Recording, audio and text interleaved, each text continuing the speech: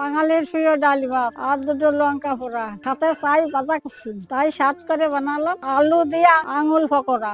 আলুটাকে সিদ্ধ করে নিয়েছি, মশলা দিয়ে ভালো করে মেখে নেবো। একটুও দানা না থাকে কর্নফ্লাওয়ার দিয়ে দিচ্ছি, মেখে নিচ্ছি আলুটা।